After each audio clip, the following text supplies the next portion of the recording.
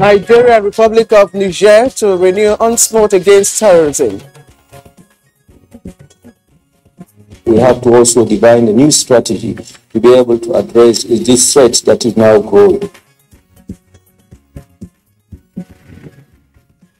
Federal government sets up panel to investigate Abuja stadium vandalism.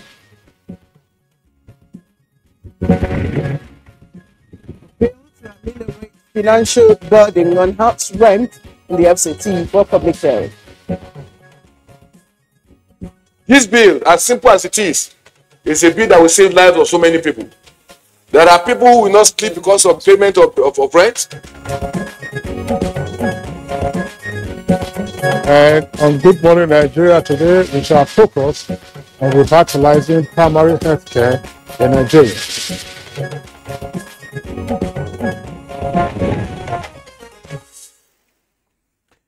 So as we speak, we hear only approximately 43% of Nigerians have access to quality primary health care services, and only about 4 doctors available per 10,000 people, which is a fraction of the minimum ratio required by the UN for basic healthcare coverage. Now, it's widely recognized that 70% of disease burden can also be prevented and managed at the primary healthcare level. Now, Nigeria's Minister of Health, Dr. Osage Ehanie, once said, primary healthcare is the foundation of the entire health system. Now, its strength is crucial to the functioning of all other levels in order to meaningfully improve quality and accessibility of healthcare in Nigeria as a whole, and that we must urgently and comprehensively reform our primary healthcare system. And so it was for that reason that key players in the health sector last week converged on Abuja to launch a bold new program to revitalize primary healthcare in Nigeria. Now, the Federal Ministry of Health, in collaboration with the National Primary Healthcare Development Agency, hosted the Primary Healthcare Summit. Now, the summit was geared towards rolling out a program to transform the under-resourced and weak primary healthcare system in the country. And this is by leveraging on the private sector, international agencies, and government collaboration as well. And the summit brought together, of course, top government officials and leading private sector executives to present ambitious, or what is termed ambitious and attainable plans that will bring about tangible and large-scale changes to our primary healthcare system by the year 2030. Of course, that should coincide with the 2030 Development Agenda goals. Now, the program has the theme, Reimagining Primary Healthcare System, is solutions-focused and dedicated to delivering improved primary healthcare services across the country. Now, the COVID-19 pandemic has also exposed global inequalities in health facilities and access to health care, making it obvious that the healthcare system in Nigeria needs revitalization, and also the need to reposition the primary healthcare as the backbone of the healthcare system. Indeed, and to achieve that, a 10-year primary healthcare guideline, standards and regulatory framework was launched at that primary healthcare summit, we told you, that held in Abuja. But there are questions to be asked. What are the takeaways from that summit? What are the focus? What are the provisions of the healthcare guideline? And of course, what will be the framework for implementation? Is the solution, or rather, was that summit a solution to improving access to quality healthcare in Nigeria? Considering that, Kingsley, we've had various summits to revitalize primary healthcare system? None that I'm aware of, but what I do recall is that there was a time when primary health care was on the front burner, and it was revitalized, and if we had built on the gains of that era, perhaps we won't be where we are today. Namely, when Professor Olukoya Ransom-Kuti was the Minister of Health under the Babangida administration, one of his key achievements was the revitalization of primary health care. But unfortunately, shortly after he left, on account of neglect as well as inattention, if you like, by the subnational entities, we saw a rollback on the gains that were made during that era. This is about 30 years or so ago now. We're returning to this same question, and happily so. But as you said, what is the framework for implementation? Indeed, well, might not be summit per se, but there have been, presidential focus on primary health care. Remember in 2014? No question about that. But you said your question was a summit. The summit is the highest gathering that you can have to discuss an issue. Yes, you've had, even before now, when you had the last Minister of Health, with whom Dr. Ehanire was Minister of State. Yes, we also saw that there were the initial steps taken to say, look, let's get back to primary healthcare as a backbone of our healthcare system. All right, so those questions, as well as others issues that may emerge, of course, our guest will be able to find answers, hopefully, for those questions. And that's what we have for you on today's edition of the program, Good Morning Nigeria. I am Claire Adilabo Abdul Razak, welcoming you to another episode this 1st of April? No, Kisley. So what date is today? Well, when we were children, we were warned that if you were playing the prank of April Fool, that shouldn't be beyond 12 noon. Because if you did it beyond 12 noon, then you might be arrested for a misdemeanor, and that you'll be taken to the remand center. There was a remand home somewhere on a real street, and every little child dreaded that place. So today is the 1st of April 2022. It's often also referred to as full state. So we have no pranks to play this morning. I remember playing that prank on our colleagues here some years ago to inform them that I wasn't going to be available for the program, that I had traveled to the capital of Nasarawa, which was Lafia, and I was driving back around about quarter to 7. I was at Kefi, and there was a lot of traffic. So the producer, the general manager of the station, and all of us were in a panic mode. At the material time I was speaking to them, I was just around the central bank, by the way. And about 3 minutes to airtime, I strolled in, and it was a lovely April Fool's Day. My name is Kingsley Osadolo. Lovely April Fool's Day, not Fool's Day. But we'll get to talk about it. Why is it termed Fool's Day? Anyway. Well, it's for pranks, actually. I mean, it's not that it's a serious thing that fools don't go around the world at this time or on this day. I join my colleague Claire to welcome you to this edition of the program. We are broadcasting, as always, from our Abuja headquarters studios. Our complimentary segments will also come up in the course of the program. For now, here is Dennis Adegunoye, who's just wiping off his sweat and getting us to take the highlights of the news. Good morning, Dennis. Good morning, Kingsley and Claire. Good morning, Nigerians. Here is the morning news. Nigeria and the Republic of Niger have resolved to collaborate more effectively and remain steadfast in the renewed onslaught against insecurity, undermining efforts at achieving peace and stability in their countries and the sub-region. This came to light after a high-level engagement between President Muhammadu Buhari and his Nigerian counterpart, Mohamed Bazoum, in Abuja. The two leaders also discussed issues relating to the economic well-being of the two neighboring countries.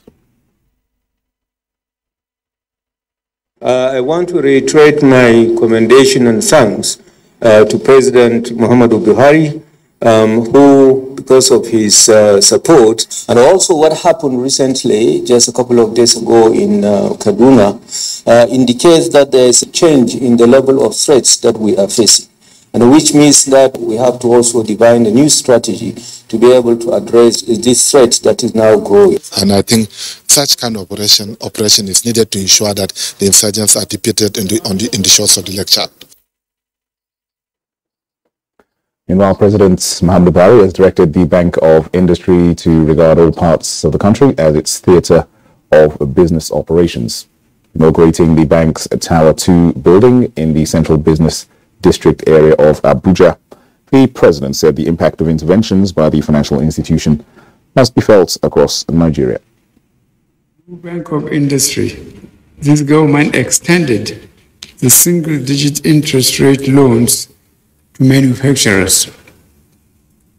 In furtherance of this mandate, the Bank of Industry has disbursed over 1.4 trillion naira to over 4.2 million beneficiaries, including micro, small, medium, and large enterprises. We want to assure you that we will work hard to achieve more impact in the industrial sector.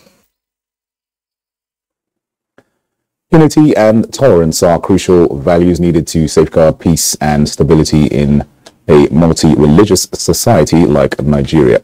Vice President Yemi Osinbajo said this when he received a delegation of imams, Islamic scholars, and Muslim leaders from across the country. These leaders who have come together, who are the leaders of the various organizations and Muslim communities, have come to collaborate, to give advice, to give a lot of input. A myriad of challenges in this country, more especially, which you are all aware, the issue of insecurity. So we have come to ginger the government. The Sultan of Sokoto, Muhammad Saad Abubakar, has called on Muslims to look for the new moon of Ramadan 1443 after Hijrah on Friday, 1st of April 2022, equivalent to the 29th of Shaban. This was contained in a statement signed by the Secretary Advisory Committee on Religious Affairs, Sultan's Council of Sokoto, Yahya Muhammad Boyi. The sightings should be reported through the following telephone numbers: 0803 715 7100, 0706 741 6900, 0806 630 3077, 0803 614 9757, 0803 596 5322, and 0803 594 5903. The Federal Ministry of Transportation has denied media reports making the rounds that the Minister of Transportation, Rotimi Amechi, has asked Nigerians to liaise with hospital management for treatment of the victims of the Kaduna train attack. In a statement, the Director of Press of the Ministry, Eric Ojiekwe, explained that it was a false misrepresentation, adding that the minister said, quote, the Nigerian Railway Corporation could liaise with the hospital management and see how they could contribute to the treatment of patients. The Senate is working to ameliorate the financial burden of house rents on residents of the Federal Capital Territory. This is captured in the bill that seeks to stop advance payments of house rents, which was presented to members of the public for input.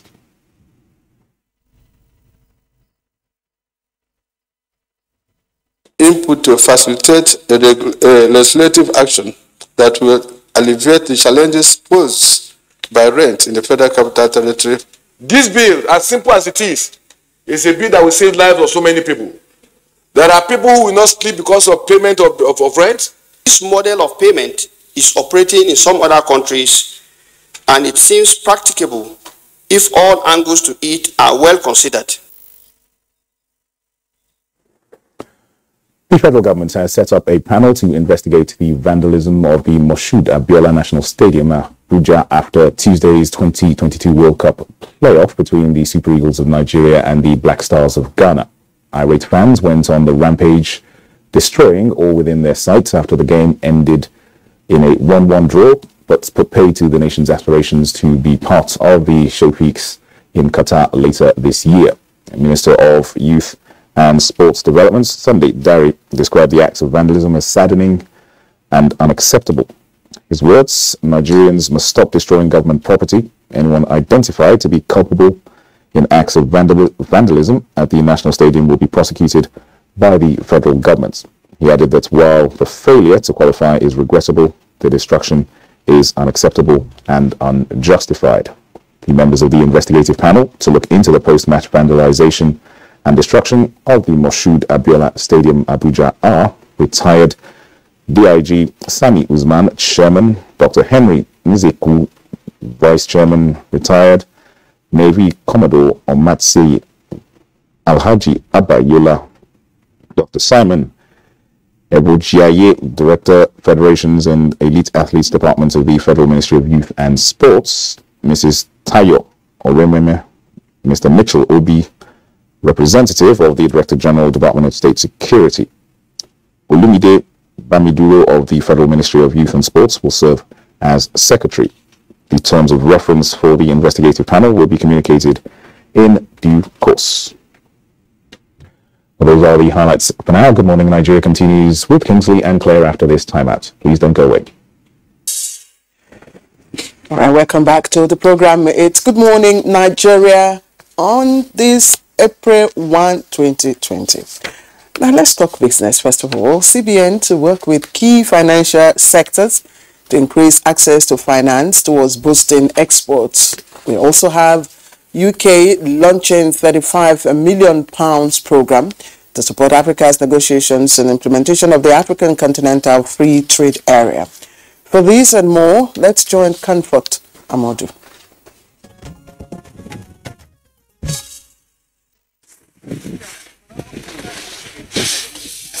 The African Continental Free Trade Area, AFCFTA, is a free trade area initiative that is positioned to drive industrialization, generate jobs to grow the economy of the continent. Towards leveraging the opportunity, the Central Bank of Nigeria is strengthening its collaboration with financial institutions, particularly the Bank of Industry, to make additional funds available for small business and corporate organizations towards increasing Nigerians' participation in the free trade area. Not just development and diversification, but also ensuring that we really work very hard to restructure the base of the Nigerian economy from being an import-dependent economy to an economy that is self-sufficient, an economy that develops itself, ensure that we reduce imports and indeed effectively begin to export our produce. To support Africa's negotiation and implementation of the AFCFTA and trade policy for the continent, the United Kingdom launched a £35 million program to facilitate trade. This followed talks with the Secretary General of the AFCFTA Secretariat, Wamkele Mene, during his visit to London to hold conversations with the UK, a strategic partner to the trading bloc. Inevitably, the UK businesses are in for better times. It is expected that the trade bloc will remove market access barriers by creating a single continental market, hence creating easier and more cost-effective exportation of goods and services across the 54 AFCFTA member states. With Business News, Comfort Amodu. Many thanks, Comfort, for the business package on Good Morning Nigeria. Up next, newspaper review.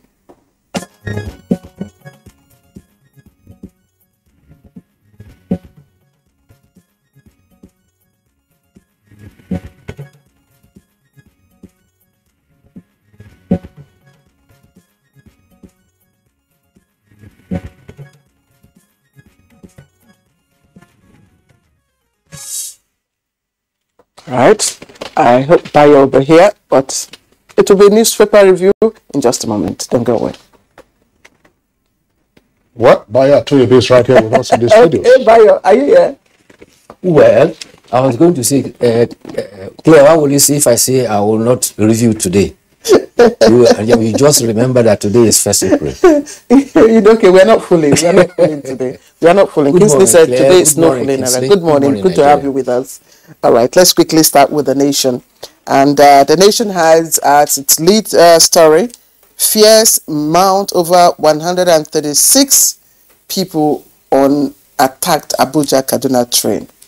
Fears mount over 136 people on attacked Abuja Kaduna train. Now there are quite a number of riders. They can't be contacted, says NRC. Terrorists phone 5 hostages' families. Angry reps pass vote of no confidence in security chiefs, and police defuse IED at train station. Panic in FCT, Kaduna Abuja Road. And just a bit above the nameplate, how 223 billion naira US consulate in Lagos will lift Nigerians. Cash jobs to be pumped into economy. And just above the nameplate, gunmen abduct customs official, 9 others in Kaduna. It's on page 6. RFI, it's time to bomb bandits out of existence. It's on page 28. Kano Water Resources Commissioner Wali Quates and ex-NNPC GMD Yakubu cleared of laundering $9.8 million. Okay, Kingsley. All right, we also take a look at leadership on Friday. And below the nameplate, you also have that story. Alleged $9.8 million fraud. Court frees ex-NNPC GMD Yakubu. Reps adjourn plenary over incessant killings. And 2023 presidency, that's the kicker. Northern PDP aspirants intensify plan to produce next president. Tambuwal, Bala, Saraki, Hayatuddin take consensus campaign to IBB in Minna. Nigeria's unity and progress more important, says ex-military president. And then you have a number of points there at issue. So those ones further highlight the issues in the story. We can't complete Ajaokuta plant before leaving in 2023. That's according to the federal government. Blames failure on Russian-Ukraine crisis.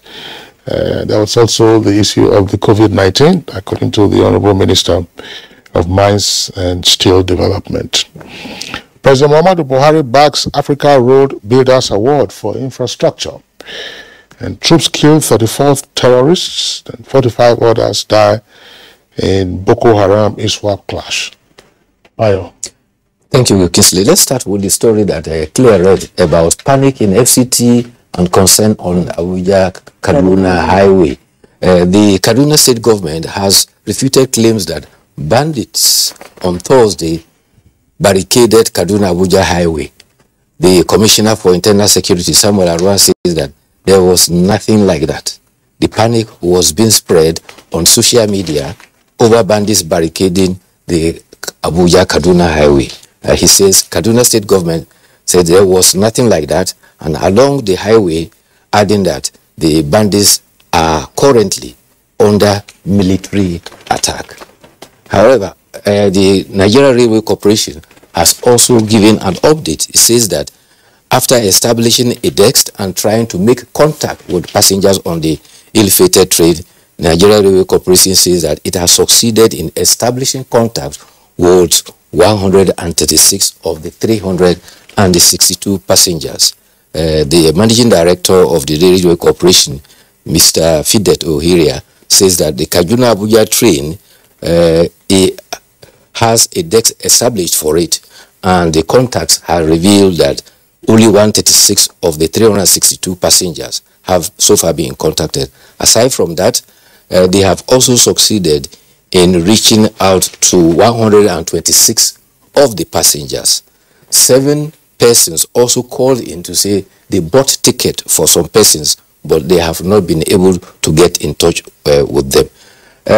Asked about the reports that there were 970 persons on the train, the managing director says that the Abuja Kaduna train is run by e-ticketing, which means that there is a registration for the persons, and the 362 that are reported were the 362 that boarded the train. So far, the managing director of the Nigerian Railway Corporation, Engineer Fidetu Hiria, was our guest on Good Morning Nigeria yesterday, when we again returned to the subject matter of the terrorist attack on the Abuja Kaduna service. He sat where you are sitting now and gave out all of those details, and we are hoping that there will be good news concerning those who were abducted by the terrorists. These are not just kidnappers, because if you consider their mode of operation. We also had an eyewitness who spoke to us from his hospital bed in Kaduna yesterday. He's in fact the Commissioner for Health in Katsina State. He had an injury on his... he lost some of his... He was shot in his foot, and he's lucky to be alive because the bullet also pierced the body of a lady who was beside him, and the lady, of course, passed away. So it's a very traumatizing season that we are in, and it's understandable that the House of Reps has adjourned over the incessant killings, has adjourned plenary. But something else I would like to draw attention to, before you return to other stories. We have seen, of course, the mobilization of various resources by the Nigerian government, intelligence and the military and paramilitary have all been mobilized. And I think that this is the way to go, because when you have an incident of this nature, it's a challenge to the Nigerian state. It is a direct challenge to the Nigerian state, and that is when you show your muscle. And all hands must be on deck to say that we're not going to jeopardize, of course, the search and rescue of the kidnapped persons, but for the terrorists who carried out these incidents, they must be brought to justice. And of course, if they do resist in the course of seeking to bring them to justice because they are equally armed, the services know what to do by neutralizing them. But an assault and an insult to the Nigerian state must not be taken lightly. Yes, this was reflected in the debate at the House of Representatives yesterday. And a member rose to say that during the debate, are we saying that the Army, the Navy, the Air Force, Police, DSS, with all their training, international training, peacekeeping experiences, and their rating around the world, are not able to take on ragtag army of 16 to 17-year-olds, boys, bandits, who are holding the whole nation to ransom? To ransom. That's a good point to raise. The other issue, I mean, Claire, you know, I've been an advocate of this. Now, I know that, but if you have time, I'm sure you'll come back to the story about panic in Abuja. Some bandits were said to have ransacked Kubwa, I believe. Yes, ransacked some neighborhood in Kubwa and Buari. Now, I've always raised this to say, look, how do we manage, say, the police personnel that we have right now? There are over 100,000, some estimates say between 120 and 150,000 of Nigerian police officers are on so-called VIP or other protection duties. At the last count, yes, when the population of the Nigerian police was put at 300,000, yes, have 50%, about 150,000, yes, were said to be on such duties. On such duties. By a good point. Now, the question therefore would be, when we are having a situation such as we have now on our hands, you ask yourself, in most Nigerian cities, how many police officers do you find on beat patrols?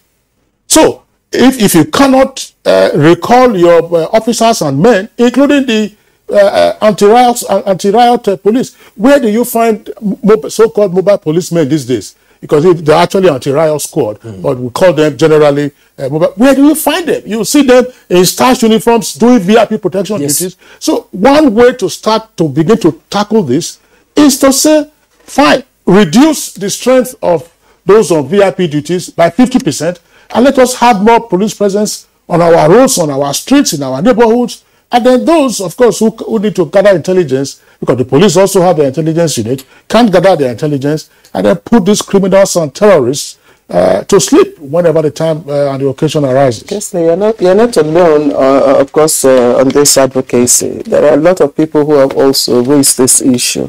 Probably it's in the pipeline. Well, former President Olusegun Obasanjo has enjoined Nigerians not to vote for presidential aspirants, lying that some persons bought forms for them. He was speaking at a colloquium in Lagos yesterday, and he said they are paying 40 million. Some said it is youth who bought the form for them. In fact, anybody who will come out to tell you such a lie, you should not vote for him.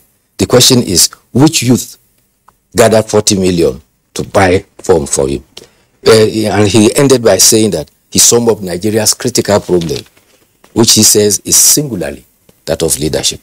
Meanwhile, the Supreme Council for Islamic Affairs has enjoined Muslims to be on the lookout for the crescent of the Ramadan, which, if cited, will usher in Ramadan fast. Director of Administration Zubairu Usman Ugu, in a statement, called on all to look out by Friday, by today's evening, and if the sun is sighted, it will usher in the month of Ramadan. And formally, the Sultan will be notified to make formal announcement. Augustine de Guavon has stepped down as technical advisor of the Super Eagles. This is sequel to the Super Eagles losing to the Black Star of Ghana in the quest to be at Qatar 2022. The Nigeria Football Federation has withdrawn the 2.5 years contract offered the coaches and technical crew. The NFA has thanked them all for their services to the nation. A new crew is to be announced after proper review. Yes, well, so that's yellow. That's the one. It's amber. It's not red. It's amber. It's not red yet. It's red. But this is story. I'm just going to end this.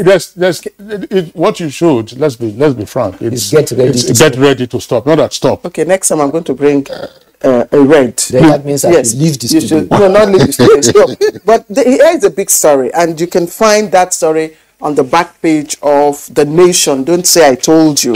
It says, World Cup qualifiers, Nigeria versus Ghana match to be replayed.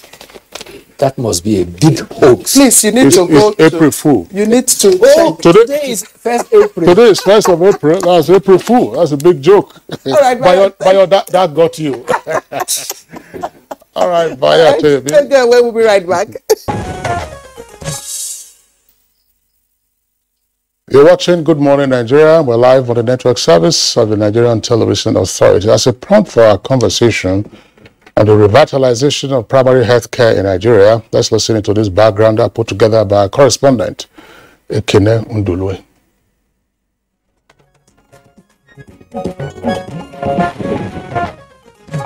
Globally, health is recognized as a human right, and everyone, irrespective of location or socio-economic status, has a right to healthcare at their points of need. At the center of providing these health needs is the primary healthcare system. In Nigeria, primary healthcare services are delivered by primary healthcare centers, basic health clinics, and comprehensive health centers, with over 30,000 of these facilities spread across 9,565 wards in 774 local government areas, with oversight by the local government authorities. Majority of these facilities are in the rural, underserved, and hard-to-reach areas to ensure improved equity and access to health services.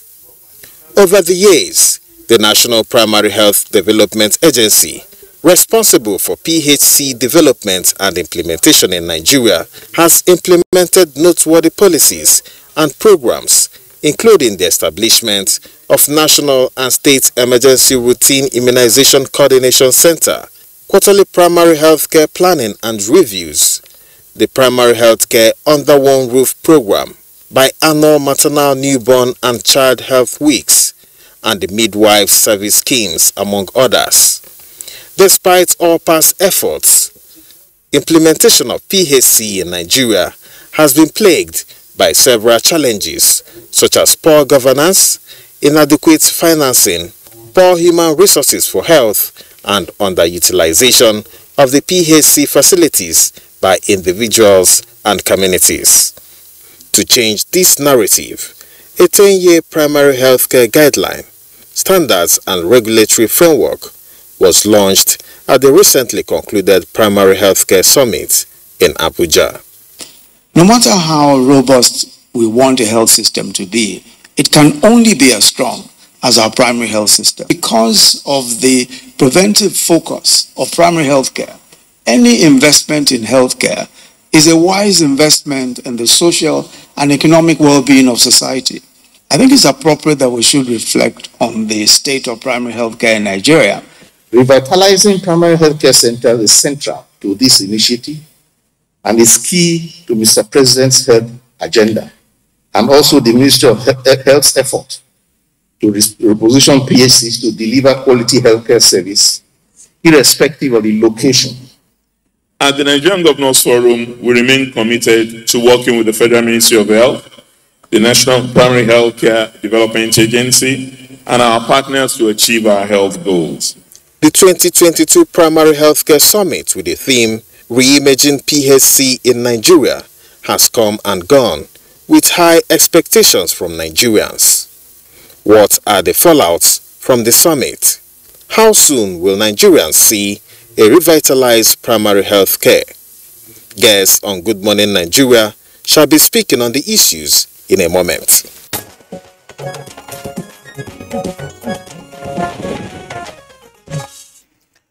All right, and joining us live in the studio to reimagine primary health care, let me quickly introduce Dr. Orushewemi Ogbe, who is the Technical Coordinator, Primary Healthcare Summit 2022. He's also Chief Medical Officer at the National Primary Healthcare Development Agency. Thank you for joining us. Good morning. Thank you. It's my pleasure. Good morning, Nigerians.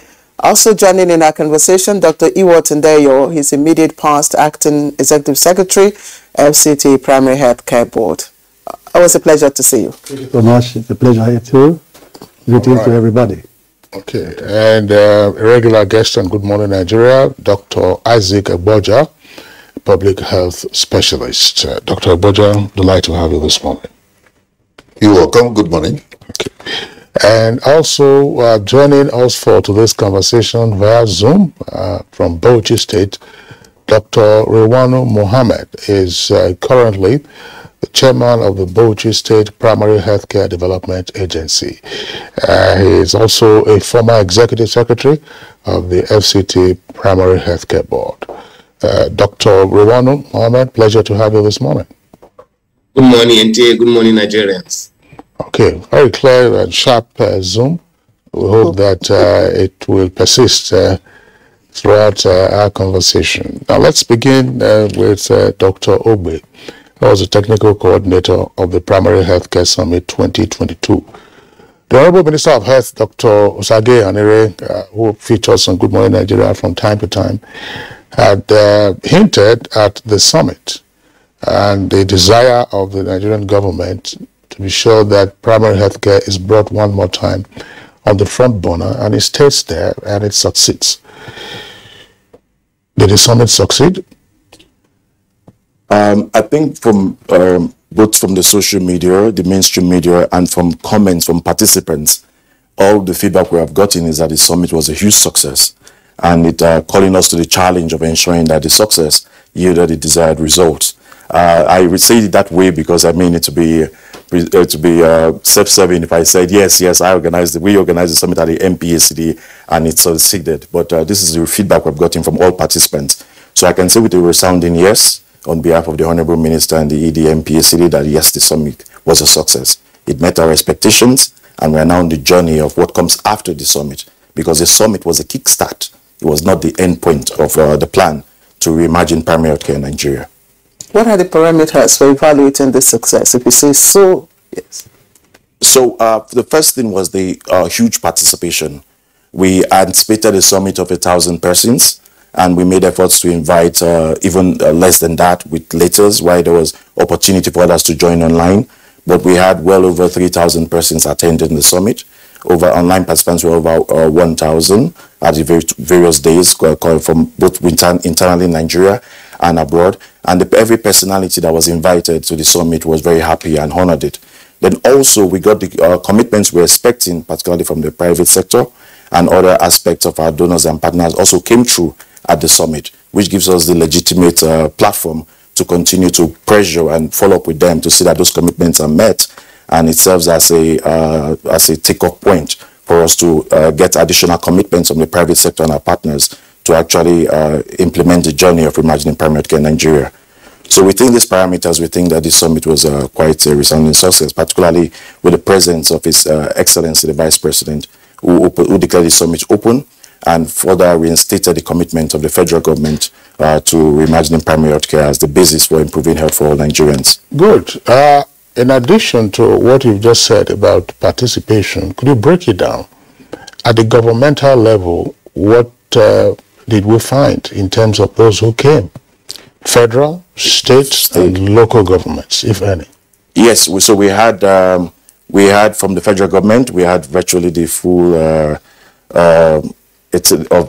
all participants at the federal level, from the National Primary Healthcare Agency, from the Federal Ministry of Health, led by the Honorable Minister himself, from the other parastatals of the Federal Ministry of Health, from the National Health Insurance Scheme, the Executive Secretary was present, and other parastatals. At the state level, we had the Executive Secretaries of the Primary Healthcare Boards and the Honorable Commissioners of Health. I think virtually all of them were there. I didn't do it by the health count, but we cited well over 20, 30 of them present. We had the traditional leaders from across the country. We invited the heads of the Traditional Leaders Council for every state in Nigeria, and they were present. And we had led by the Sultan himself. His Eminence was present. The Camp President was present. At the local government level, we had directors of primary health care present, and we also had Argon representing the local governments present. The only restriction was just how large could we go, and also to be able to ensure that people had the financing to attend the summit. Okay, I hear that Dr. Rewanu and of course Dr. Iwot attended the summit as well. Dr. Boja, I don't know if you also attended the summit, but let me just put you on hold and take my question to Dr. Iwot and there. Dr. Ugo has just told us, about the success of the summit in terms of the expectations, the human expectations and the commitments. But in terms of policy thrust, what exactly did the summit seek to achieve, and was there an outcome? Thank you so much. I was there in that summit, and I would appreciate the leadership of the NPSCDA for putting that up, and the Federal Ministry of Health, and all the partners that supported that. Yes, primary health care should be situated the way it should be, and we are looking at the medical social movement, that you and I are part of the system. We are the primary health care itself. So we should remember that we cannot separate ourselves from primary health care. It is a democracy of health for the people, by the people, and of the people. And by the time you take yourself out, then you are looking at government doing everything. So what have you brought to the table? What resource do you have? Human, financial, material, that you put on the table at every stage of your development. You can sustain it. Yes, policy trust has to be more open. Of all the health subsectors, the primary healthcare subsector of health has the greatest number of standards and guidelines. It is well organized that if we can ponder, you just wait for a while and look at it properly, we have no problems implementing primary healthcare, particularly looking at the tripod of equity, community participation, and of course intersectoral collaboration, which was very much highlighted during the summit. So I want to say by and large that reimagining primary health care is just like saying that you are rejuvenating, you are going back to 1978 Amahata. It is a scheme that must be implemented by all government, community, other sectors. And I want to also quickly add that if you look at the National Health Act 2014 as amended, National Health System clearly states how the community will be involved in primary health care. You see the village health committee, you see the World Health Committee, and these are part of the primary health care, but have we realized all these ones? These were all highlighted during the summit, and I would want us to take up the challenge and not look at it as government cannot drive it. It's a very expensive healthcare system, but cost effective. And if it is done properly with the intersectoral collaboration and with equity and people looking at community participation as being central, then you and I will know that it's not just sitting down to say, oh, primary health care is not working. Primary health care is working. 30% of primary health care is institution-based. 60% is community-based. So why are we over happy on building structures and the community linkages are not happening? I mean, so the policies have got to go back to 1978.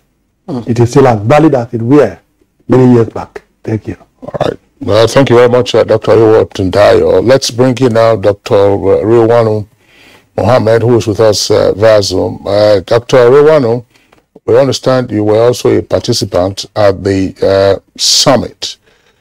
My question is the outcome of the summit potentially a game changer in repositioning Nigeria's primary health care?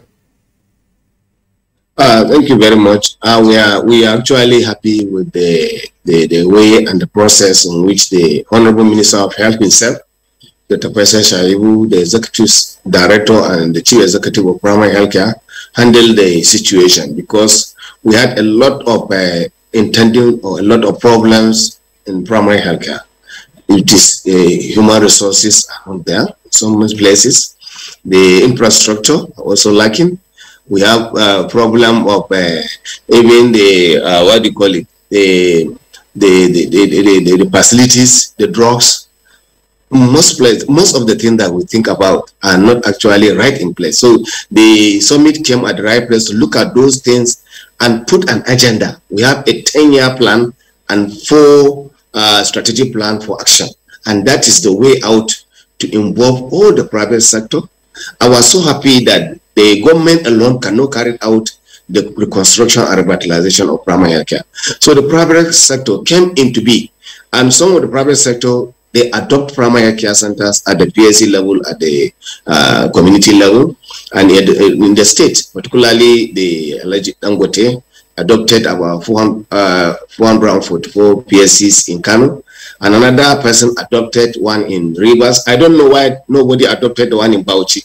So I think this is a way out actually to support. The government cannot carry out the building and revitalization of primary care alone. What of Imo State? Nobody comes out from that. I think the private sector should come to support. The idea is that they should join hands together with the provision of support from the Basic Care Provision Fund, support of our partners. I think we are going to make it, and I was so happy that even the traditional rulers are putting their weight to make sure that we revitalize and rejuvenate primary health care centers so that access and service delivery will improve in primary health care. Now, some of our primary care centers are just mere clinics.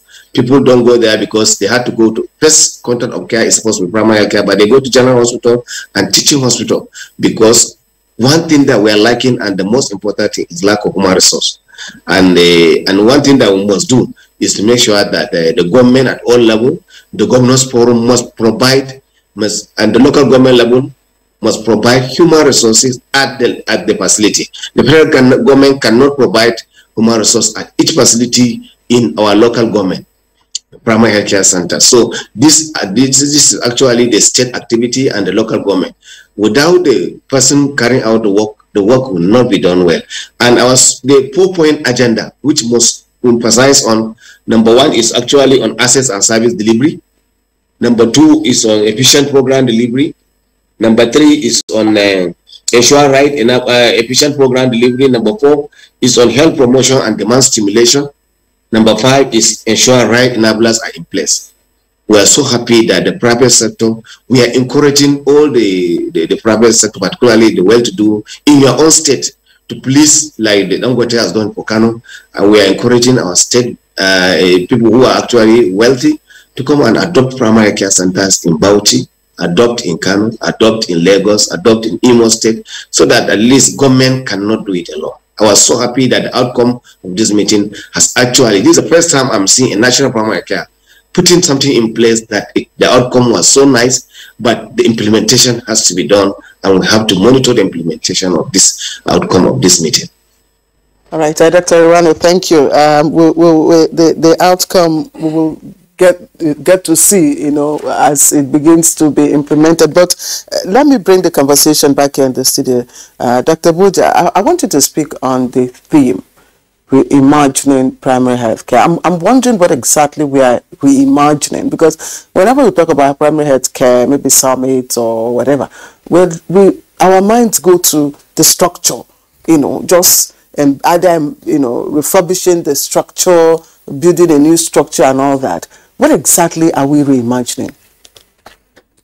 Well, let me take us back a little bit. In the 80s, especially in 1987, when I was a youth corper, that was when the idea of the National Primary Healthcare Development Agency came up. And I was one of the foot soldiers under Professor Asunkuti as a youth corper. When we put up the paper, together the papers for the establishment of the National Primary Healthcare Development Agency, what we had in mind at that time was that primary healthcare was going to be implemented in 4 tiers. The federal government was supposed to provide money to construct primary healthcare centers, and they were supposed to be of two categories. The comprehensive primary healthcare development, comprehensive primary healthcare center, and then the small ones, the ordinary clinics. Primary healthcare center. Then the states were supposed to provide equipment for those primary healthcare centers. The local governments were supposed to provide the personnel that will man them. The community was supposed to supplement by providing volunteers, for example, traditional health attendants. You recall that especially in the 80s, our maternal mortality rate was so bad that we thought one of the ways of bringing down the maternal mortality rate in the country was to train traditional birth attendants in our communities, so that those who cannot go to primary healthcare centers or hospitals can deliver at home and be safely assisted by traditional birth attendants. We even trained them in their villages, provided them with birth kits, traditional birth kits that were provided by WHO and UNICEF. And the idea was, in the community, you should train people who are community health workers. You should train people who don't even go to school, like the women who know how to deliver babies, and then link them up with those who work at the primary healthcare centers. The primary healthcare centers were supposed to be linked up with cottage or small size hospitals, or what we call Nigerian hospitals. Each of our local governments has one. Those ones were supposed to be linked to the tertiary hospitals. That was the idea. Somehow down the line, I recall that as a youth corper, I went around this country training people in primary health care, training people on immunization, training people on diarrhea, control of diarrhea diseases, training people on water and sanitation, on nutrition and so on, and ordering and training people on birth processes in the villages in particular, in rural areas in particular, and training people on how to recognize risky pregnancies and referral of those risks or risk patients to higher level, in other words, to hospitals. But after some years, the traditional birth attendants seem now to fizzle out. The linkage that is supposed to be there between the community health worker, the other health workers at the local government level, the state level, and the federal government level, which are the federal medical centers and so on, have broken down. The linkages are not seen. And it was also, after some years, seen that the primary healthcare centers that were supposed to be built were hijacked by politicians. People in the National Assembly, for example, would come and say, I want two in my local government, I want one in my local government, and it was the survival of the fittest. Some people got one, some people got two, some people in different parts of government system got awards for these primary healthcare centers to be built in their communities or in their local governments. But what happened? Many of them were built, but there was no equipment provided by the state. And some that were equipped, there were no complementary personnel from the local government to mind them. And after some time, the whole thing now became confused. So the idea of Imagine, in my opinion, means let's go back again, see what has gone wrong, and let's start all over again with a new zeal and a new energy, and let's revitalize primary healthcare. That's my understanding. Well, Dr. Abuja, thank you very much. And that's also the foundation for the next question to Dr. Ogbe, who was the technical coordinator of the summit. What were the lessons that you took over from the Professor Olukoya Ransome-Kuti era, where the success of primary healthcare to a considerable extent was applauded around the country, to now say, fine, this will be the foundation for us to say we want to build on, or the mistakes we want to avoid in reimagining primary healthcare in Nigeria? Thank you very much. I think the whole idea of the reimagining was really to change the current perception of primary healthcare.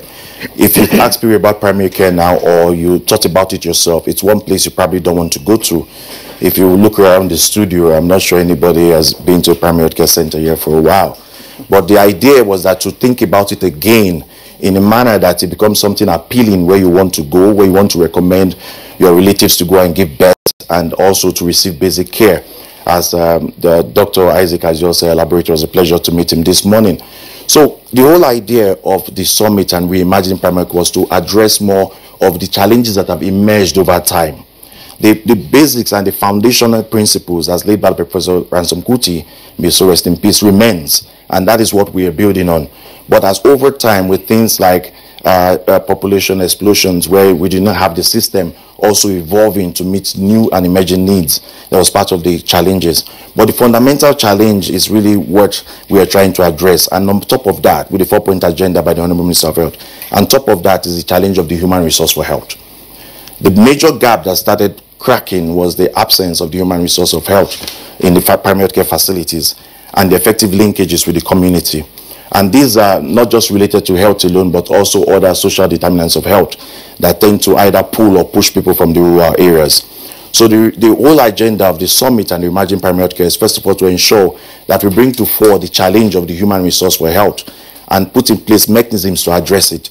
And key amongst this is the midwives, because those are the ones that are actually trained to also safely ensure that women can give birth safely.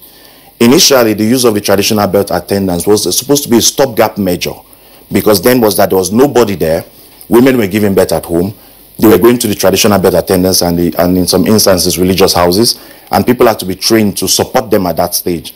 But as population increases, fertility rate and birth rates increases, and also because evidence shows that really you need the skilled birth attendants to save lives. So the focus now is really ensuring that we have what we call the skilled birth attendants at the primary care center. We're advocating for at least 4, of which 2 must be trained midwives, so that they can support women to do this. For the community level, with time, with partners coming in and various programs happening across the country and within the health sector, we had a plethora of community volunteers. So what we've done now as part of the 4-point agenda, which is to stimulate demand and also ensure that people are effectively linked from the community to the facility, is to implement the CHIPS program, which is these are already taken up but need to be scaled. And these are the community health influencers, promoters, and services agents.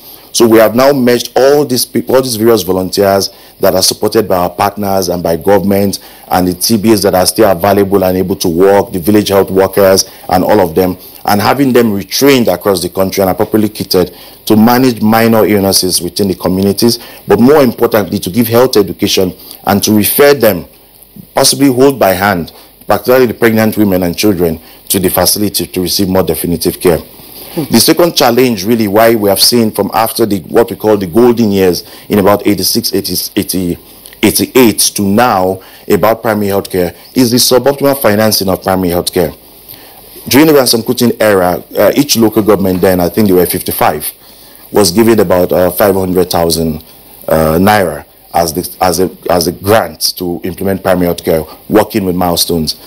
I'm not the best economist, but if we do the mathematics, I think that last time I did it a few years back, that translated to almost to 300 million naira. But about when you convert $500,000 then to naira to dollar, and now use the exchange rate today.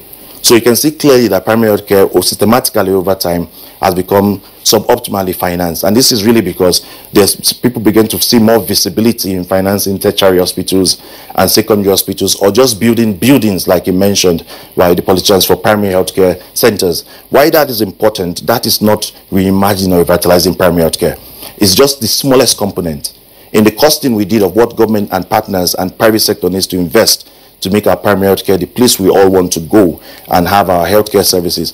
Building the infrastructural cost is the smallest, the most minute of all that cost.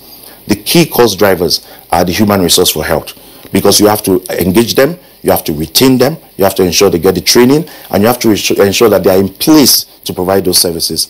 This calls for a wide range of incentives, but primary among this is the financial basis to be able to pay their salaries. I think we are conversant with the stories of salaries and non-payment of salaries across the country. Okay, I want to direct my question to both Dr. Ndayo and Dr. Mohammed. But first, Dr. Riwanu Mohammed. I don't know. I have this feeling that we seem to be going back and forth, with some of our, programs, or programs for revitalizing the primary healthcare sector, because almost everything that Dr. Ogbe, talked about just now reminds me of, steps that have been taken at a time, in this country. For instance, the use of midwives. We used to have the midwives service scheme embedded in their primary health care. We also used to have people, the facilitators between the midwives and the local communities at a time. What happened to that scheme? And why are we going back to the midwives service scheme? No, actually, the Minister of Health is thinking ahead. He has done a lot of preparation for revitalizing primary health care. He has produced a best structure for primary health care. One of the things that is actually taking people away is lack of retention of, even we send the staff to accommodation, there is no facilities, no drugs. So one of the things that and there's even no water supply in the primary care center. To produce a structure, a model structure for primary health care, which was presented in the meeting, in the conference, and that model is there's accommodation for staff that will help the staff to actually retain in the facility. There's no way you send somebody who wants to build his own children, his family, without any place to stay, without thinking of his family, his school, the school that is going to send his children. So this is being taken care of if the state government will adopt that. Now, the Seattle Declaration talks about the task force meeting to look at issues at the state government level, not only federal government level, to tackle the issue head on. The task force has been done in Bauchi and all other places. And then one of the things that require that is the issue of tax shifting and tax sharing. Now, we have the midwives and the nurses who sometimes they don't want to go to the primary care center in our villages, in our ward. So, but we have our local CHU, community extension workers, who can be trained, MLSS training, to convert them to be able to work in that environment where they are. So that tax shifting and tax sharing was adopted by the federal government to make them work in that environment and support their own community if the midwives will not be able to go there because of lack of accommodation and other things. Now, the enabling law to support primary care centers in all the country has been done in order to support PSC under one roof structure, which is one of the 9 pillars that must be tackled, and that was what was discussed in the conference. Another one that was discussed is the issue of the referral system. Referral has been a problem because if people are not even going to the primary care, Where are you referring the patient to? The two-way referral system has collapsed, as Dr. Isaac has mentioned, has collapsed completely. So part of the thing that we discuss and we take away home is to make sure that our referral system is being taken care of, so that people can be referred from primary to secondary, from secondary to tertiary. And then people have the right to go to tertiary. But if the primary care centers are working very fine, there's no way people will jump primary care. It's the first contact in their own community, and one PSC must be revitalized per ward. And that was the intention of the government, so that people can be able to be taken care with the issue of intended insecurity in the country. People should not be going up and down the place to get care. So primary care per ward, one facility can be will be revitalized to provide service. And then what we do with the support of the Basal Care Provision Fund is to engage our ad hoc staff. We engage about 220 midwives to take care of that at the one level. Then we also engage about 1,335 chiefs agents to enable demand creation from the facility. They go house to house, and their supervisors are 313. They go house to house to actually attend to pregnant mothers, talk to them about immunization, talk to them about the cleanliness of the household. They carry out blood. They do blood sample to know if the child is having fever, right? And then they do random blood, they carry out the testing to know if there is a malaria. And then in their kit, there's anti-malaria agent. They have a pictoscope. They refer immediately, because there are a lot of books that are referred for prepared for that, to refer those patients from the community to the PSC, from PSC to the general hospital or to the teaching hospital, as the case may be. So I think we need to look at this issue of referral system as one of the things that will support us. And two-way referral. I was referred. My case was referred to teaching hospital in Abuja, and then there was nothing to return back, and the patient was returned back to the teaching hospital in Bauchi. We have nothing to write about. Nothing was given to me to tell them this is the treatment we have done, and then you can continue from there. I like the way national tuberculosis system is working in Bauchi. It's the only one that has two-way referral system, National Tuberculosis Control Program in Nigeria. Thanks to the Honorable Minister of Health. Okay, thank you, Dr. Rewano. I want to bring in Dr. Isaac Abuja, still on this issue of the current challenges which the summit sought to address. I've heard it repeatedly in the course of today's conversation that there is a human resource challenge. But when that human resource challenge is being defined, it appears that the focus is on midwives. I'm wondering whether first a primary health care center is supposed to be solely a maternity home. Earlier you talked about comprehensive PACs that we had in the 80s. For us to succeed in the new endeavor under the 10-year game plan, what would be the complement for the staffing of a primary health care center, whether ordinary or comprehensive? And how can we be crying that we have human resource shortage when, in the first instance, perhaps, I don't know whether we have addressed the supply of human resources.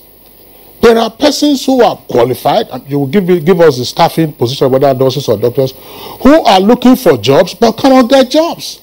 And yet we are crying that we have human resource challenge in running our PHCs. So, Dr. Abuja, let me ask my question one more time again. Is a primary health care center the same as a maternity home, as it's being turned out? Two, what personnel do you require for a primary health care center? And three, why are we crying that we have human resource shortage to kickstart or even run our primary health care centers? Okay, let me answer your first question. The idea of midwives in primary health care centers came in because of the high maternal mortality rate that we were facing. It was the call, like they say in Sunday school, come over to Macedonia and help us. Because of the high rate of maternal mortality in the country, there was a need to train not only midwives, but traditional birth attendants, so that they will address that particular specific problem. the comprehensive primary health care center is supposed to be truly comprehensive. Comprehensive in the sense that there's supposed to be a doctor there, at least one doctor. There's supposed to be a nurse there. There's supposed to be a midwife there. There's supposed to be a community health worker there too. And let me take that now to the next question. The issue of personnel to man those comprehensive or ordinary healthcare centers. One of the reasons our colleague from Bauchi mentioned is for those people to come from their localities. In other words, if you are hiring a nurse or a midwife or even a doctor to work in a health center, let it be preferably somebody from that community. One, the person knows the community. Two, the person knows the people. And three, it is cheaper for you to maintain them and to keep them. If you have to transfer somebody from one local government to the other, or transfer somebody from one ward to another ward, you are thinking of how the person will be able to live in that place. You are talking of accommodation, you are talking of salary and so on. But when people come from their own communities, many times their salaries are not only paid in money, sometimes they are paid in kind. I know very well, in those days when people used to go with yams and foodstuff to give to doctors or nurses or midwives who deliver their wives or babies as a thank you package. And to me, that was a salary for them. Now we don't have those anymore. Before I forget, let me bring this in. The idea of sustaining primary health care was also buttressed in those days by what we call the revolving drug scheme. You recall PTF, Petroleum Trust Fund. One of the things that PTF did for us, which was great in those days, was to provide seed money to healthcare centers or to states that didn't have enough money to kickstart their system. They would use this money to buy drugs, and those drugs were supposed to be revolving. What do I mean by that?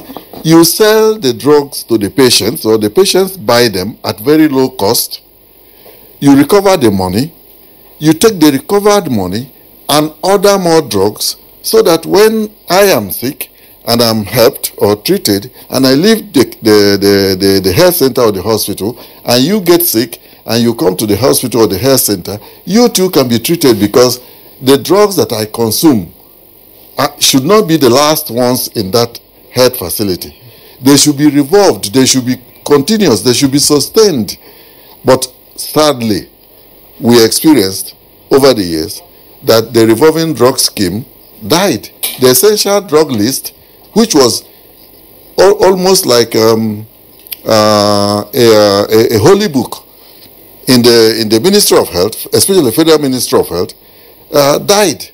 And right now, if you ask the ordinary staff in a state ministry or in the Federal Ministry of Health, what do you mean by essential drug list? Can you give me names of some of them? They will think twice before they will be able to come up with them, because it is no more in existence. Nobody is emphasizing on the essential drug list. Not that they are not essential, not that they are not needed, but because we are not sustaining them.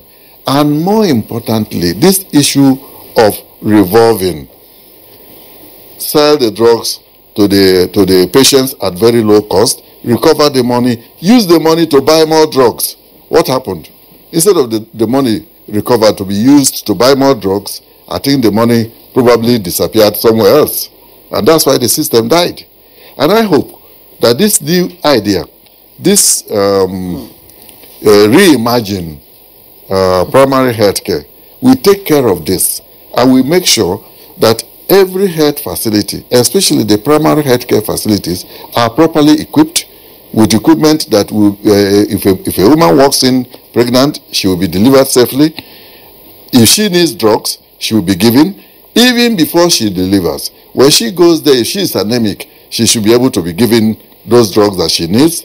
And when you have all that package, that's when you will be able to say, I have a health center. Dr. Abuja, you are following through the same error from the last statement you made, yes, of equating a PHC to a maternity home.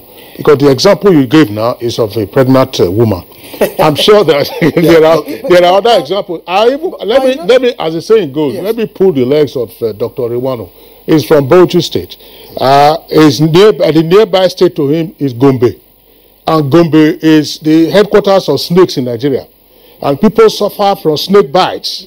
Some of them very venomous.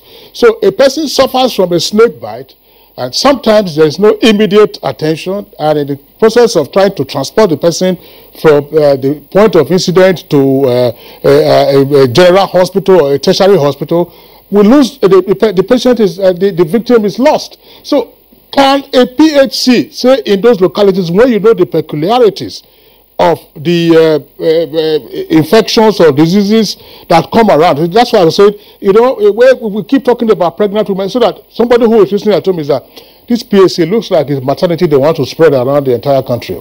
You know, Kingsley, before Dr. Riwano answers your question, that's why there is need for this reimagined PHC to look at specifics, you know, specific services for communities, what you call maybe tailor-made, we'll call it custom-made.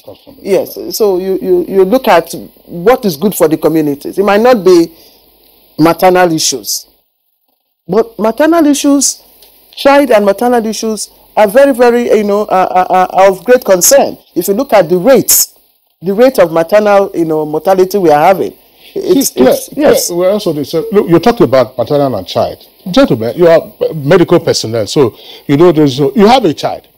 A child is playing, and the child has an accident.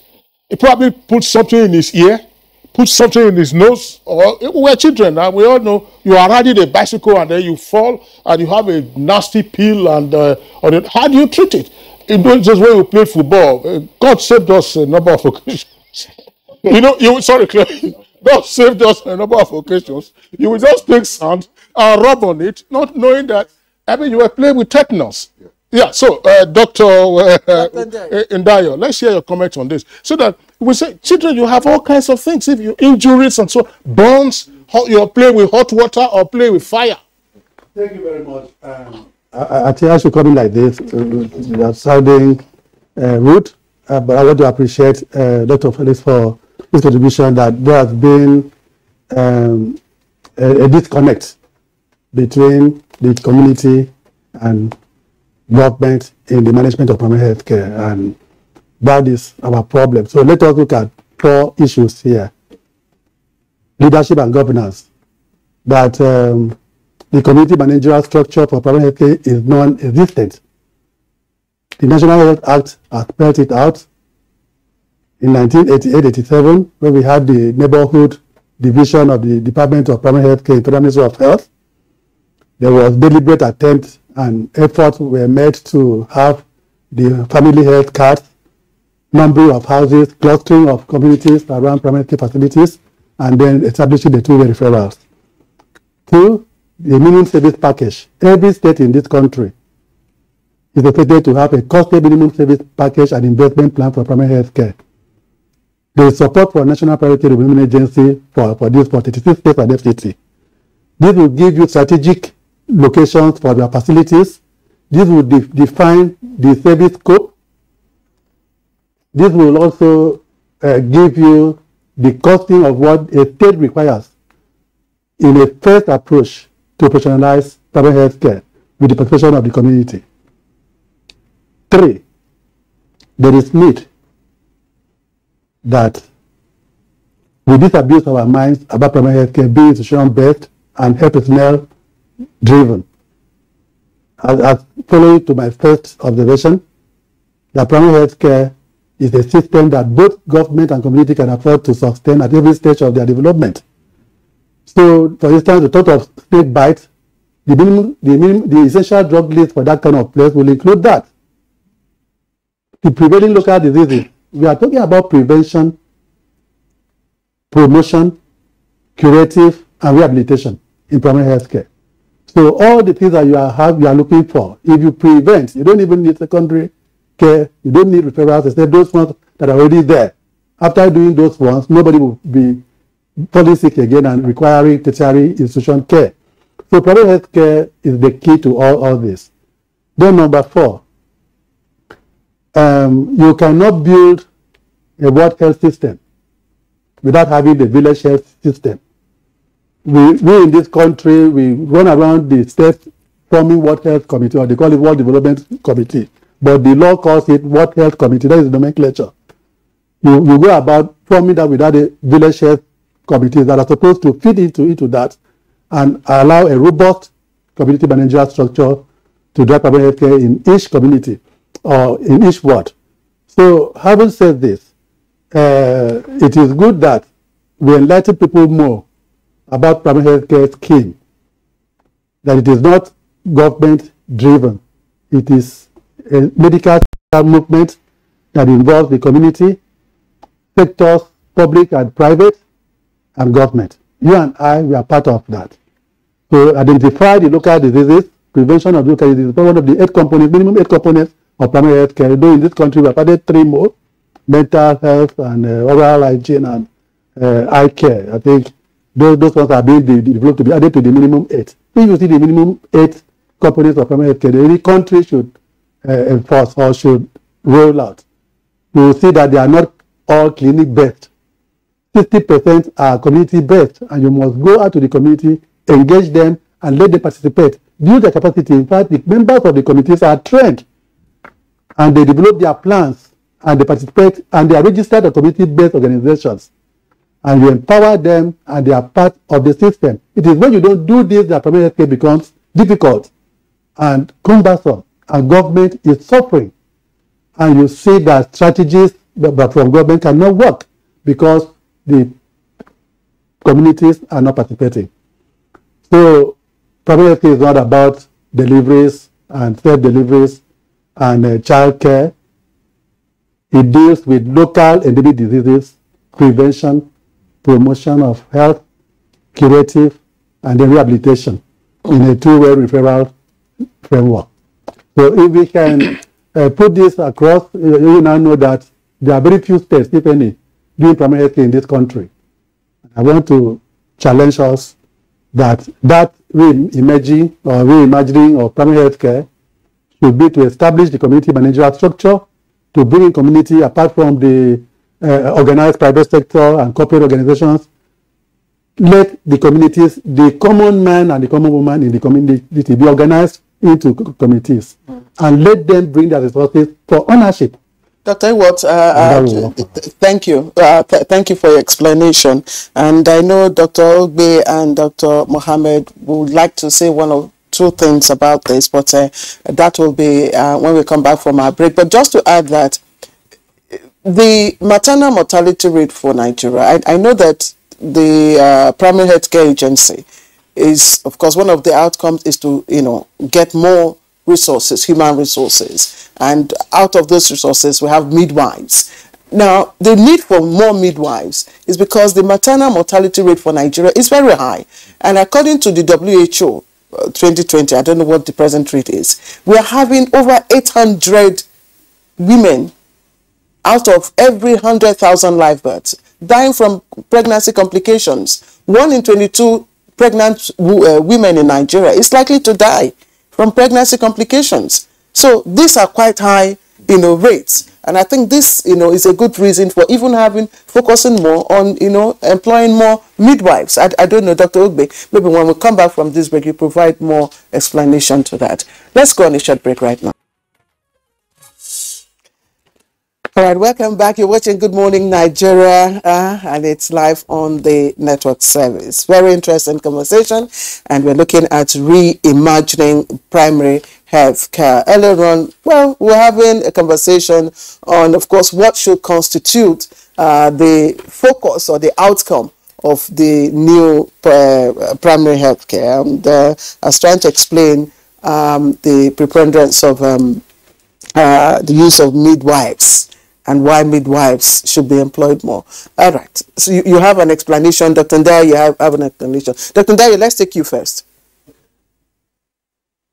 Yeah, we are looking at the data and we are looking at vulnerability that most of our women or young girls and women going into pregnancy are already coming from a position of weakness in terms of health status, parasites, low blood and everything. So the frequency of losing a pregnant woman or women during pregnancy and other things following pregnancy is very high. And so having looking at that is a cross-cutting issue across communities in the country. So having midwives as core staff needs for a primary health care facility is very critical. So you are looking at the minimum staffing for a primary health care facility, be it a primary care center, primary care clinic, or the health post, which is about the current nomenclature for primary care facilities in the country.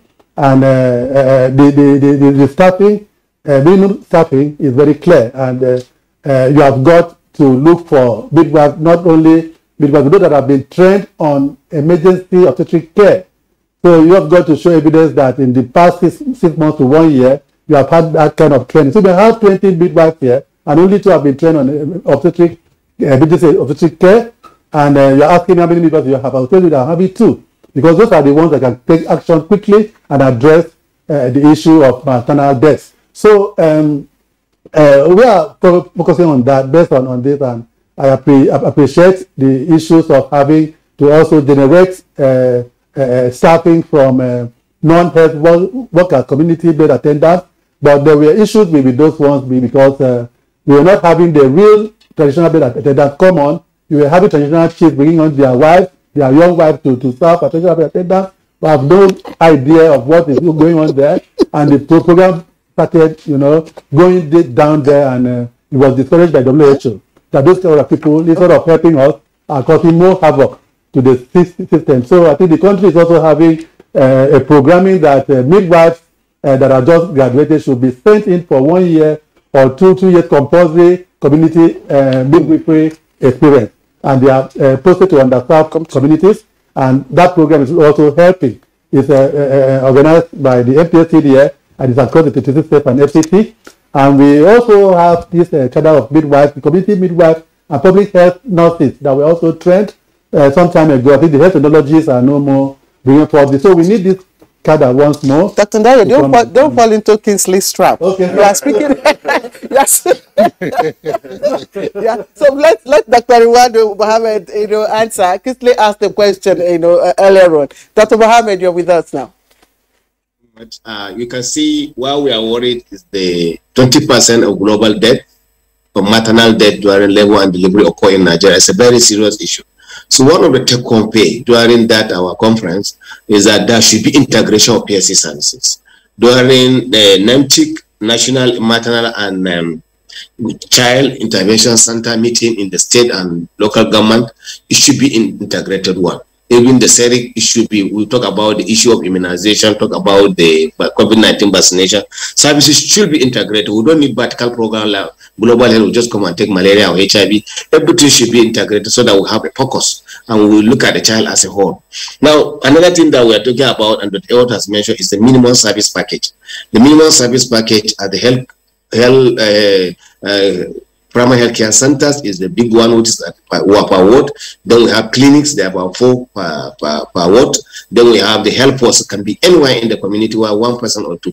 That should be looked at very carefully, and then staff will be managed. And then we should look at the issue of water supply, electricity. In most of our PSCs in Bauchi State, with the support of NSHIP, we provided them with the solar, so that the services will continue, our basin will be kept at the normal level. And it's very important that we do that. Now, one thing that we require about the issue of employment, state government should employ staff. And the Bauchi State government, just last 3 days ago, has engaged about 1,061 midwives, nurses, and other healthcare workers, laboratory assistants, and then 100 doctors has also been employed. In Adamawa, about 1,000 was employed by the governor. In Kano, they employ about almost 2,000 healthcare workers. I think that is a good way of supporting the federal government on the issue of employment, because that is a major issue in primary healthcare problem. When we don't have staff, there's no way access to healthcare. People will go to our primary care centers, and that's an issue that we need to tackle. And we are happy that we want the one thing that we were looking at is that 1% amount sent for basic healthcare provision fund is not adequate. They are working towards making it 2%, so that funds should be sent to state, and then more activity at primary healthcare level, particularly procurement of drugs, ambulances and other services, which the federal government is looking at that, so that a referral system and other activity can be done. All right, Dr. Rwanu Mohammed, thank you very much. A very interesting conversation we're having. Let's bring in again Dr. Ogbe for his views on this. Well, it's been explained now what a PHC should look like in terms of structure, and in terms of staffing, in terms of medical facilities and other requirements. And I was very happy that Dr. Rwanu also talked about water. Portable water and electricity. That's if we're talking about solar power in off-grid locations. Those ones could be very helpful. So that's one. But I want to ask you, Dr. Ogbe, as part of perhaps the game-changing principle under the 10-year agenda, are subnational entities now mandated to specifically budget for PHCs? And that's one. Secondly, what are the highlights of the new guidelines? Assuming this is one of them. Okay, thank you very much. I really want to appreciate the presenters and our guests for all they've said, because one thing it did was actually to revalidate why we had to have the summit and why we need to reimagine primary healthcare. I think at this point in the conversation, it's time to bring it home by actually putting in focus this 4-point agenda, because it addresses everything that has been said. And the 4-point agenda, it's the agenda of the Honorable Minister of Health, Dr. Osagie Wahiri, which is implemented through the NPA under leadership of Dr. Faiza Shoaib. So the point is that Agenda 1 is to improve access and delivery of services through primary care revitalization. And what is that supposed to do? We are looking at where we can have one functional, I like to use the wrong English terminology of fully functional primary care center per political ward in Nigeria. We call that ground zero. And what we mean by that is that the infrastructure is conducive. Well, our emphasis is not on the building, but we have in the studio now, it's well positioned, cool, lighted. If we're outside, we can't get the broadcast quality we're having. So we need that conducive environment. That is our only emphasis on infrastructure. And that it must be secure, particularly in our current situation. It must have potable water from a borehole. It must have steady electrical power, which we're propagating for with solar. And it must have the right equipment and the logistics system, so that these essential drugs, which actually are still there, the Ministry of Health periodically produces the essential drug list and updates it. But it's probably not getting the right publicity that it should get. That's why Dr. Isaac felt it was not long there, but it is there, even updated to the latest drugs and technology used for primary healthcare. And then it should now have the staffing that is required to provide comprehensive and integrated services. Comprehensive is in terms of completeness, and integrated that are given together, so that when a woman or a man comes to the center, whatever problem he has can be treated, not we treat this today and come back tomorrow. And to come out of this is also to have the referral system. So initially, the thinking was that we should have ambulances everywhere. But with the launch of the National Emergency Medical Transport Scheme by the Honorable Minister of Health, the 10-year plan, which is part of this 4-point agenda, leverages that as that expands, without having to purchase, maintain, and station ambulances, there's a common system when you dial 112, where you can summon an ambulance and can do the right evacuation through the two-way referral to the designated secondary care facility. So all this is part of the Reimagine as part of Agenda 1. And already some of this happens in piecemeals across the country, but the idea is to scale it up. Agenda 2 is to ensure that we have this health promotion and community participation, which is a CHIPS program, linking up the communities to the facilities. Why Agenda 3, most importantly, is that of delivery, a comprehensive world minimum healthcare package of services. And the NPACD has supported states all across the country to develop what we call their minimum service package. And it's at that point that the package is tailored to the peculiar need for the state, and they are supported to ensure that they are able to create an investment plan over years for the state. But we found out that over time, this has been inadequate. That's why this time we decided to look differently and at the private sector. And people like Mr. Ike Mogene of the Mogene Foundation has been really driving this together with Alhaji Dangote and other prominent private sector personality. And they have agreed that they're going to invest in one of these primary healthcare centers in all ramifications, from human resource all the way to infrastructure and all that is required, in 774 local governments across Nigeria. They've already started, they've already committed to a certain number over 100, and they are working with us and the Honorable Minister to push this to see that other private sector individuals like also take care of this. But importantly, lastly, is the enablers from information, data, using ICT and new technologies, and also importantly, the financing.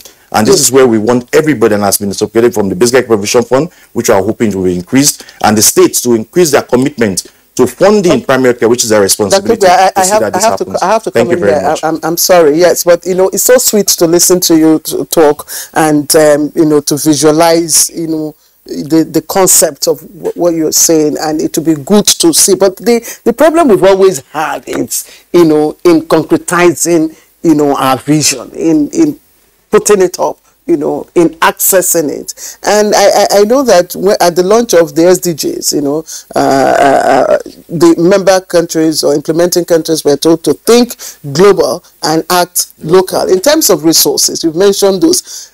Are we sourcing the funding locally? Because I hear we need, you know, about 1.4 trillion. 4 trillion. Are we going to source it locally? A yes or no before we go to the closing thoughts? So the plan is that we start locally and then we expand globally.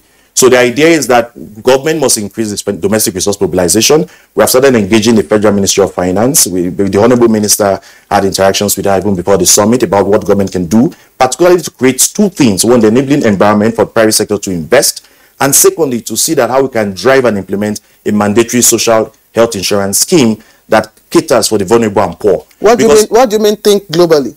So no, so we're starting locally and moving globally. Okay. So but when we act this way and we're able to raise the resources we need, then we can now approach our global partners that this is how far we need to go, see where we are, and you can now come in and help us fill some of these gaps. Because with our present economic profile, we must be realistic that we need to start by ourselves, show the example, lead the way, but we should be open to accept grants, necessary grants, which we hope will be what we call disbursement-linked grants. In terms of when you meet targets, it becomes grants and not necessarily loans, to help us close this gap and so that our people can have access to quality service delivery.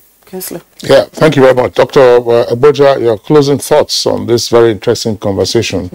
Implementation, as my colleague Claire has said, it's a major challenge for us in terms of the public policy environment. What should we avoid?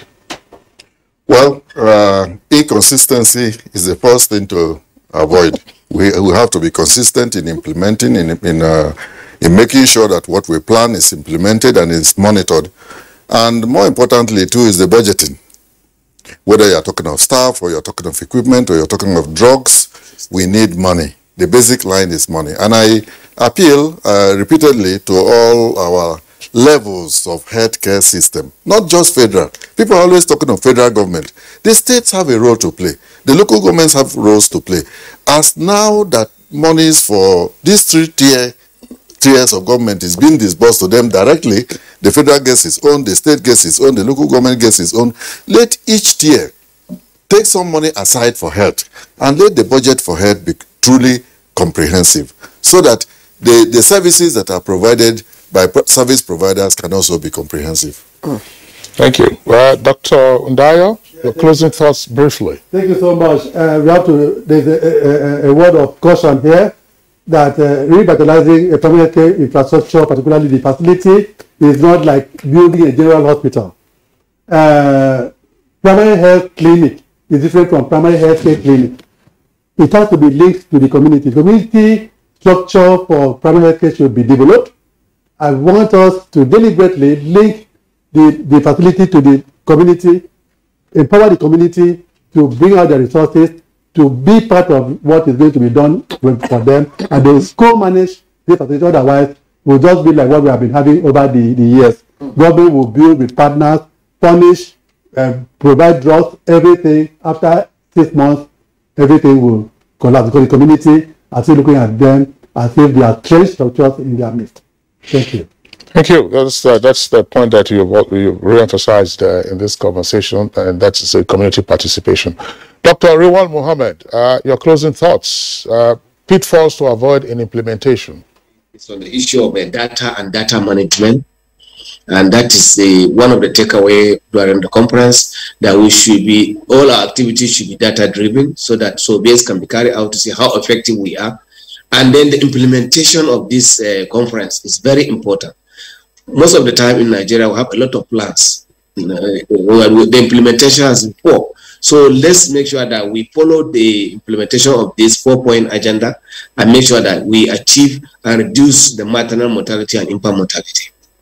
All right, Dr. Rewanu Mohammed, Chairman, Bauchi State Primary Health Care Development Agency, former Executive Secretary of the FCT Primary Health Care Board. We'd like to thank you very much for your contributions. And also, let me appreciate Dr. Isaac Abuja, a public health specialist here in the studio with us. Dr. Abuja, thank you as always. Always a pleasure to have you. Dr. Iwot, there, your immediate past acting Executive Secretary, FCT Primary Health Care Board. Thank you very much, Doctor. And Dr. Oluseweyimi Ogbe, Technical Coordinator, Primary Health Care Summit 2020, also a Chief Medical Officer at the NPHCDA. Thank you very much. Thank you, it was my pleasure. All right, let's check the sports desk for sports stars. The Super Eagles moved up 2 places to 38 in the latest ranking released by the Federation of International Football Association FIFA on Thursday. The 3-time African champions were ranked 32nd in the previous month. The Nigeria Super Eagles also maintained 3rd position on the continent.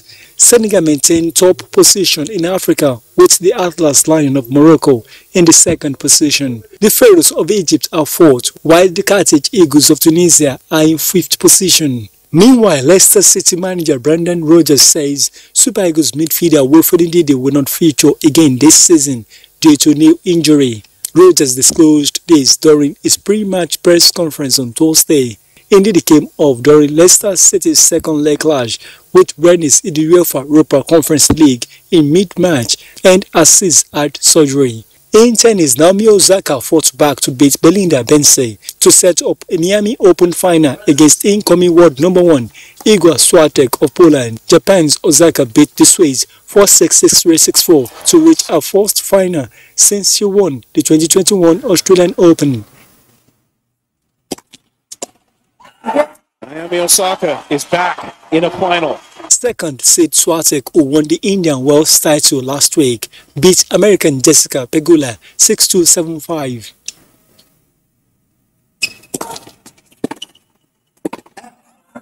The winning streak keeps on going for Iga Swiatek, now at 16 matches. That's it for us on Good Morning Nigeria today. We'd like to thank you for tuning in, and we hope you join us again on Monday, same time, 7 o'clock in the morning. Until then, do look after yourselves. I'm Kingsley Osadolo. All right, please don't go around playing the fool. It's not time for fool or foolish acts. It's time for business. I am Claire Dilabo Abdul Razak. To have a wonderful weekend from all of us. Join us in the fight against rape and rapists. Bye-bye.